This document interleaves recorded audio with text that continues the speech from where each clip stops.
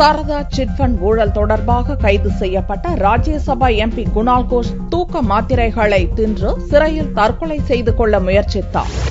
மேற்கு வங்கத்தில் நடந்த சாரதா சிட் ஃபண்ட் ஊழலில் லட்சக்கணக்கானோர் ஆயிரக்கணக்கான கோடி ரூபாயை பறிகொடுத்தனர். சாரதா குரூப் நிறுவனம் நடத்திய மீடியாக்களை தலைமையேற்று நடத்தி வந்த ராஜ்யசபா எம்பி குணால் கோஷை சிபிஐ அதிகாரிகள் கடந்த ஆண்டு கைது செய்து கொல்கத்தாவில் உள்ள சிறையில் அடைத்தனர். அவருடன் சாரதா குழும தலைவர் சுதீப் தாசின், அவரது உதவியாளர் தேவ்ஜானி முகர்ஜி ஆகியோரும் அதே சிறையில் அடைக்கப்பட்டுள்ளனர். ஓராண்டு காலமாக சிறையில் அடைக்கப்பட்டிருக்கும் குணால் கோஷ் கடந்த திங்களன்று நீதிமன்றத்தில் ஆஜர்படுத்தப்பட்ட போது தன்னை ஜாமீனில் விடுவிக்கவும் ஊழலில் தொடர்புடைய திரிணாமுல் காங்கிரஸ் தலைவர்களை கைது செய்யவும் வலியுறுத்தினார். இல்லாவிட்டால் தற்கொலை செய்து கொள்வேன் என்றும் நீதிமன்றத்தில் பகிரங்க மிரட்டல் விடுத்தார். இந்நிலையில் வெள்ளியன்று காலை குணால் கோஷ் அளவுக்கு அதிகமாக தூக்க மாத்திரைகளை விழுங்கி மயங்கி கிடந்தார். அவரை சிறை அதிகாரிகள் SSKM மருத்துவமனையில் சேர்த்தனர். அங்கு அவருக்கு மருத்துவர்கள் தீவிர சிகிச்சை அளித்து வருகின்றனர். அப்போது மருத்துவமனைக்கு வந்த மேற்கு வங்க நகர்ப்புற வளர்ச்சித்துறை அமைச்சர் பிர்ஹம் ஹக்கீம்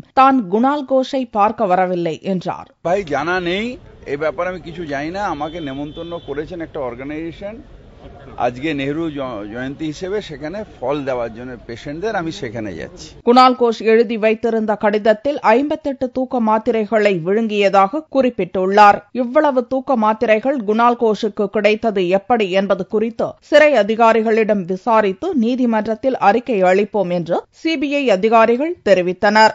ஆனால் தூக்கமின்மையால் தவித்த குணால் கோஷுக்கு ஒரு அட்டை தூக்க மாத்திரையை மட்டுமே அளித்ததாக சிறை அதிகாரிகள் கூறுகின்றனர். சாரதா சிட் ஃபண்ட் ஊழல் மேற்கு வங்கத்தில் பெரும் பிரளயத்தை ஏற்படுத்தியதை தொடர்ந்து திரிணாமுல் காங்கிரஸிலிருந்து குணால் கோஷை கட்சித் தலைவர் முதல்வர் மம்தா பானர்ஜி நீக்கினார்.